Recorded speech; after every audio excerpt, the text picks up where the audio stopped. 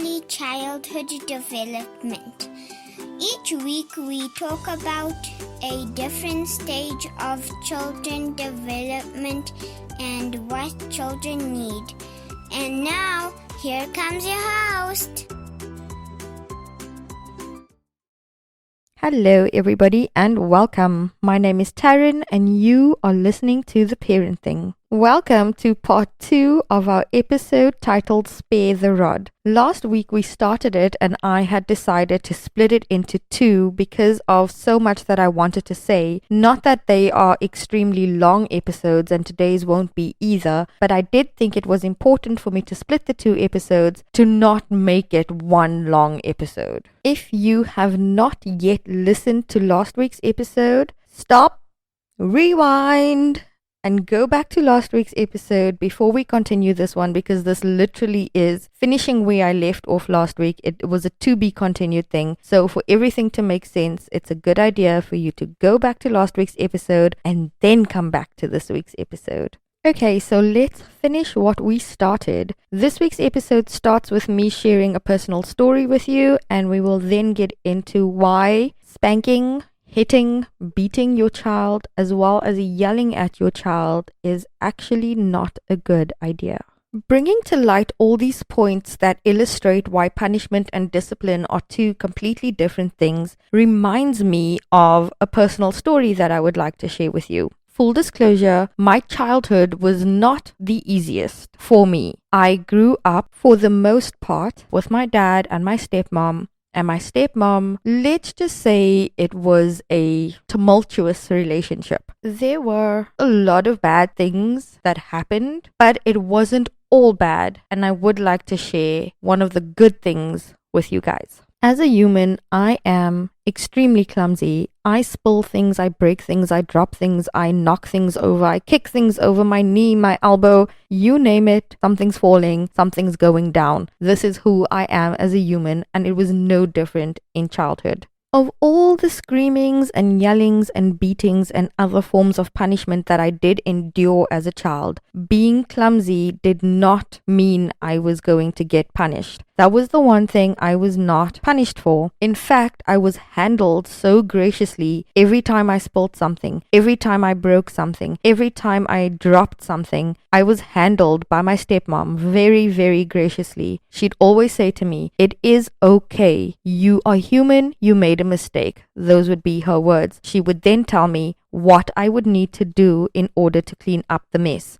Go get a cloth, let's wipe it up. Go get a broom, let's sweep it up. Go get the vacuum, let's suck it up. That would be the instruction that would come. And so that's what I was talking about, discipline. It teaches the child a lesson on how to fix what went wrong. So obviously as I grew older, I would know what needs to be done. I mean, she would even say to me, okay, you broke a glass and you need to know that glass shatters, so you cannot only clean the space where it dropped. You have to move everything, get behind everything, get under everything to ensure that all the glass is picked up. And that's a lesson I now carry with me in adulthood. But the point is, I was not yelled at, I was not screamed at, I was not belittled or called clumsy. I was never called clumsy. There was always help. It's okay. You are human. You made a mistake. Let's get this cleaned up. Go get this. Go get that. Let's get it cleaned up. And in that lesson, as I got older, I didn't have to tell them, oh, I need help. I did have to tell them, I broke a glass again, but I didn't have to let them know that I need help cleaning something up because I knew how to do it. It was taught to me. They told me what was wrong, and she told me what was wrong, and she told me how to fix it. And for that, I'm really grateful, and I tell you why. Not because I know how to clean glass from under a refrigerator. I do that often, but not because of that. I am grateful for that because as a clumsy grown human, when I drop something, when I spill something, when I knock something over, I am not hard on myself. I have never been angry at myself for making a human mistake because it was modeled and taught to me in childhood. And hear me when I tell you, I am so hard on myself. But the fact that she was never hard on me when I made this mistake, I have carried that into adulthood. and I am not hard on myself for that thing. I give myself such grace and such patience. Literally, I say to myself, it's okay, you are human, you made a mistake, let's go get the cloth and clean it up. That's how I talk to myself. But with everything else, I hear the other critical voices that tells me, you idiot, why did you do that? What is wrong with you? And all those other terrible things, because that's what was told to me. So in adulthood, the voice that speaks back to you is the voice that you heard as a child. And in this case, I am super grateful that they weren't hard on me, that they disciplined instead of punished a mistake. That they disciplined, and that's the other thing I wanted to say, is that discipline is not only when something wrong is done. Discipline is any time you call a child back even after a mistake to teach them how to fix it. That is discipline. I have now learned how to do a post-edit insert. So after editing this and listening back and talking about how hard I am on myself, I feel like I have to come back and make a correction because I've been in therapy. I've been doing a lot of work, a lot of inner child work and reparenting and gentle parenting myself. So I'm not as hard as I used to be on myself. I have learned to catch most of the critical voices and speak to myself as gently as I would as if I dropped something. So I did want to put that in there because healing is possible. Okay, so back to our regularly scheduled program. I am not only grateful to her for being gentle with me when I was clumsy because it helps me in adulthood to be gentle with myself when I'm clumsy, but I'm also grateful to her for being gentle with me when I was clumsy because it helps me with my kiddies in class. I teach early years. There are plenty of spills and messes and drops and oopsies, like lots and lots and lots of them. And I have never yelled at a child for dropping something. I've never yelled at a child for doing something that was a human error. I actually have a little girl in my class currently that is clumsy too, and she spills stuff so often. And before, she used to freak out and be like, I'm so sorry, I'm so sorry, I'm so sorry, and literally cry because she's so terrified of the consequence that was going to happen because she spilled something. And I used to tell her, it's okay, you made a mistake, let's go clean it up. Exactly how I was handled, I'd handle her. And gradually to where we are now, she no longer cries, she no longer apologizes, she just lets me know that she spilled, goes to get the cloth or whatever it is that she needs, and she has started doing it herself. So clearly there was an issue at home where she would be yelled at, but she learned to calm down so much in class because I handled her with so much care and the problem was fixed. So that's my little story. All done. Now I want to get into why yelling and beating or spanking or hitting a child is not really a good idea. Let's start with yelling. Why would you typically yell? Think about it. You yell at somebody or someone because you feel unheard or ignored, which leaves you feeling angry or frustrated, right? You then have an outburst, and that's what the yelling is. But you expect your children to manage their emotions and not have outbursts. That's a double standard, and it is unfair. When you yell at a child, it triggers their fight or flight hormones, and it spikes anxiety and induces fear. I have a question. How many of you grown adults listening to this can actually focus and hear what somebody is saying when they are yelling at you, when they are screaming at you, or there's a heated argument and someone is shouting? How many of you can actually process what is being said to you? Probably none of us, because we are not supposed to be spoken at. We are supposed to be spoken to, and a child is no different. Just like with spanking, yelling is a form of punishment. It solves nothing and it corrects nothing, as when fear is induced, humans don't think straight, just as I just mentioned, much less a child, so the chances of them actually hearing what you're saying is slim to none. Yelling is almost always accompanied by verbal insults and put-downs. Put that down. What is wrong with you? Are you crazy? Are you mad? All the things that we spoke about earlier. Again, this is a form of punishment. Let's talk about spanking. One of the reasons we don't want to spank our children is because it instills a fear. What you want is for your children to respect you, not to fear you. This makes them grow up to tell lies to avoid the punishment because they are scared of you. Let's talk about the force of a grown human on a little body. When you hit a child, you are using your strength on a tiny little body. And how is that okay? How is that fair?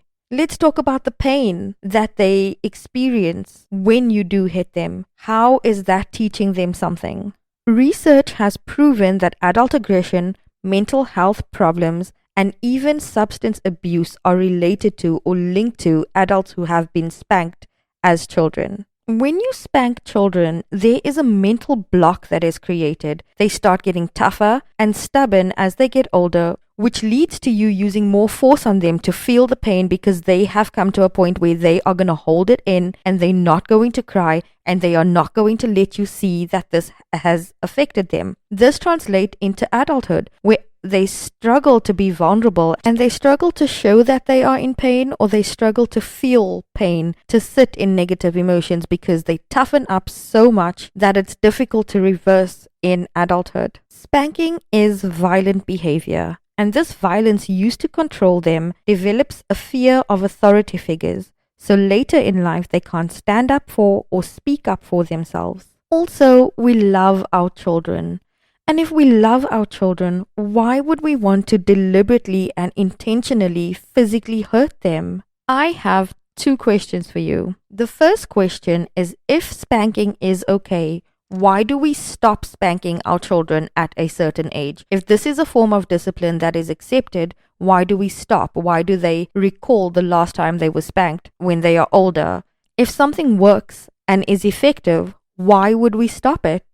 Because it becomes inappropriate, right? So why then is it accepted at all? My second question, as a grown-up in your workplace, if you do something wrong at work, if you get something wrong, and your manager or your boss comes to you and starts beating you because you did something wrong, would that be okay?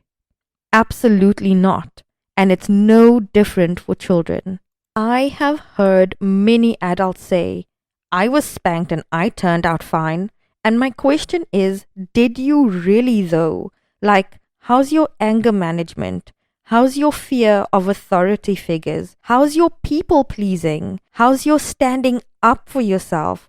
How's your integrity when you make a mistake and you have to face up because you're scared of the consequence that will come from it? Think about all those things and the trauma that surrounds it. How are you with showing emotion? How good are you with setting boundaries for yourself? How are you with being vulnerable? Think about it. And I'll ask you again, did you really turn out fine? I want to go back to the Bible quickly. In Psalm 23, the verse that says, Thy rod and thy staff comfort me. Again, the rod and the staff are the same root words that I spoke about in the beginning of the episode. So how does spare the rod equate to harm if the rod and the staff are there for comfort? If the staff with the hook is supposed to bring and reel the sheep in gently and the rod is supposed to fend off any threats? How does spare the rod equate to harm if that's supposed to bring comfort? Lastly, the reason we should not be spanking our kids is because they are people.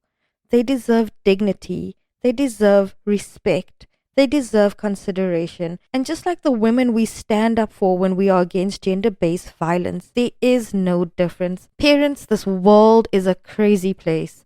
It is a tough place. It is a harsh place. Don't make it so that both their worlds are equally crazy, that they have to defend themselves out in the world and they have to endure pain and suffering where they should be safe. Let's talk about some tips and ways that you can discipline and not punish your child. The first thing I would say is to give yourself a time out so that you don't yell or react out of anger, especially when they do something that could provoke an extreme reaction from you. Give yourself a time out and come and deal with them once you are ready. In the research that I've done for this episode, I learned something really interesting about how the human brain works. When you say the word don't and proceed to give the instructions, so for example, if you say don't run or don't scream, the only thing that the human brain actually processes are the words that come after don't. So you say don't scream, all they are hearing is scream. So instead of giving them the instruction of what they should not do, ask for what you want. So instead of saying don't scream, You can say, please use your inside voice. Instead of saying, don't run, please walk while we are inside. So that kind of alters how the brain functions, and more often than not, they'll start doing what you actually want and not what you don't want.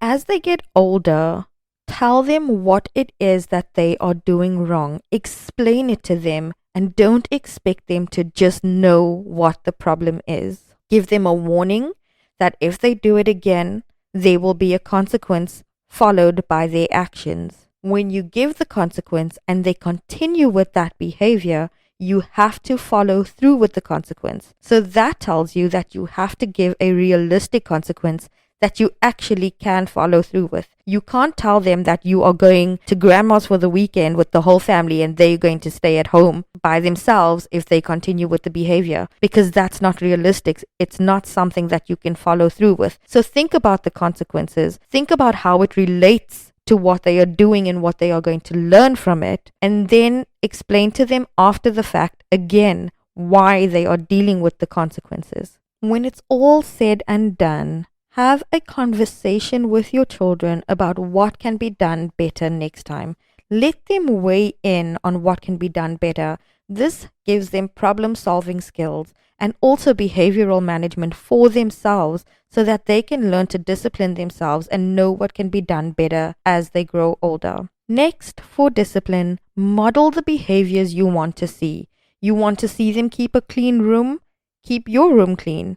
Grown-ups should not be yelling, hitting, or otherwise punishing each other either. They should be speaking to each other the same way you would like to see your kids speak to each other. Lastly, I have been emphasizing and mentioning a lot how little children are humans with the same spectrum of emotions as us adults have.